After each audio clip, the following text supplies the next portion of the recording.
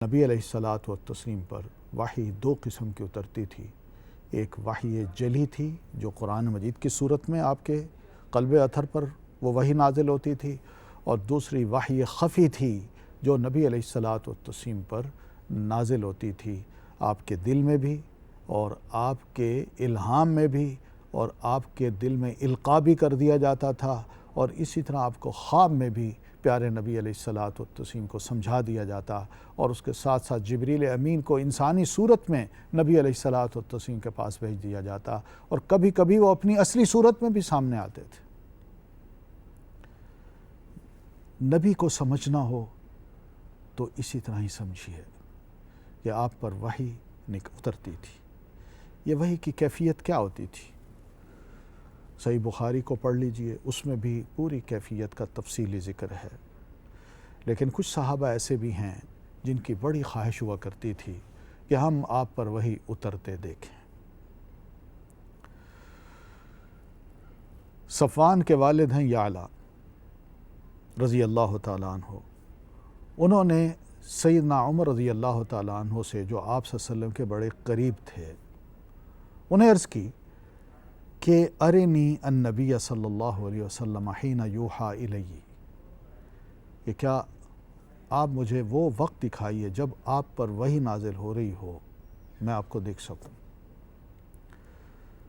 تو سیدنا عمر فرماتے ہیں، یعلا کے بیٹے صفوان فرماتے ہیں کہ ایک بار نبی علیہ الصلاۃ والتسلیم جعرانہ مقام پہ تھے، اور آپ کے ساتھ چند صحابہ بھی موجود تھے، کہ ایک صاحب آئے، انہوں نے عرض کی اللہ کے رسول یہ بتائیے کہ ایک شخص عمرے کا احرام باندھ لیتا ہے اور اس نے اپنے آپ کو خوشبو سے بھی بسایا ہوا ہے،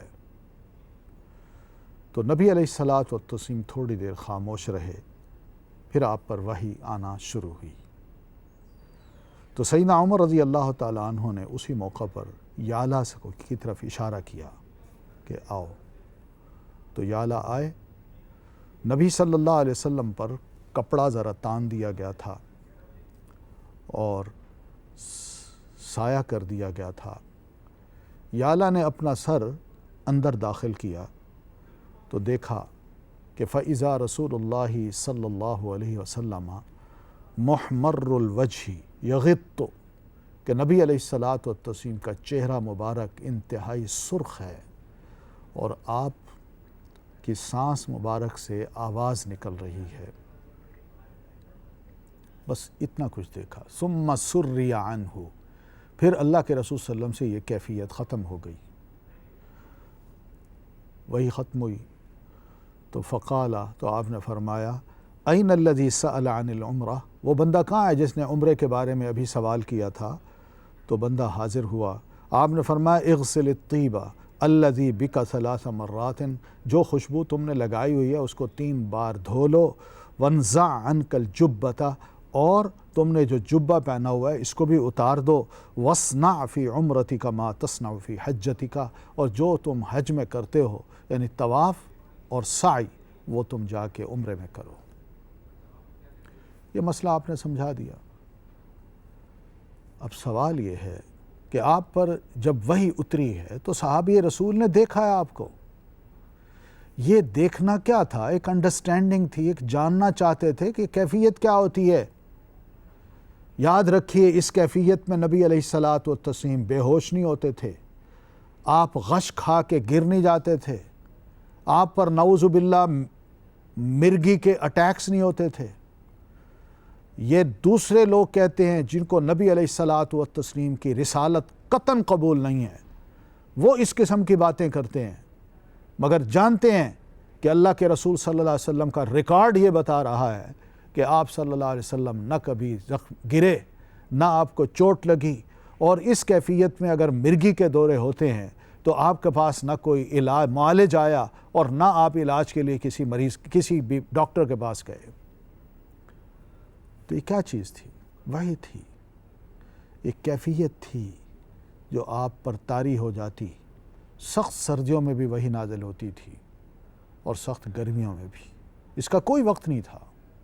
رات کو آپ بستر میں ہیں تو بستر پہ بھی وحی نازل ہو جاتی تھی، لیکن ہدایات دی جاتی تھی۔ اللہ کے رسول صلی اللہ علیہ وسلم اتنی مبارک شخصیت ہیں کہ آپ کے منہ کا نکلا ہوا لفظ، کوئی عمل، اس کی شہادت قرآن مجید دیتا ہے کہ وما ينطق عن الهوى ان هو الا وحی یوحیٰ۔ لوگوں، نبی کے مقام کو سمجھو، وہ تم جیسا کوئی عام بندہ نہیں ہے کہ جو دل میں آئے بات کر دے۔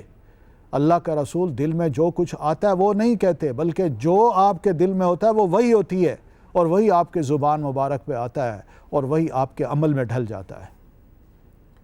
اس لیے ناظرین محترم، وحی کے معاملے میں یہ احتیاط ضرور برتنی ہے کہ آپ پر قرآن مجید کے علاوہ اور جو وحی نازل ہوتی تھی وہ وحی ہم نے ماننی ہے۔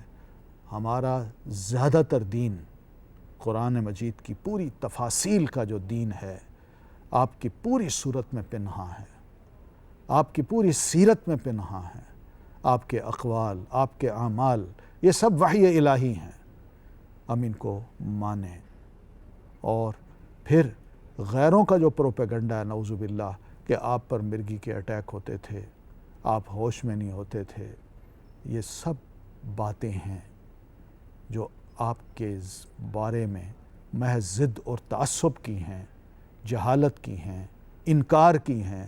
ایک مسلم کو یہ بات زیب نہیں دیتی کہ وہ غیروں کی باتوں کو اپنا کے اس طرح نبی علیہ الصلاۃ والتسلیم پر وحی خفی کا انکار کرتے۔ ناظرین، انہی کلمات کے ساتھ میں آپ سے اجازت چاہتا ہوں۔ اللہ حافظ۔ السلام علیکم ورحمۃ اللہ وبرکاتہ۔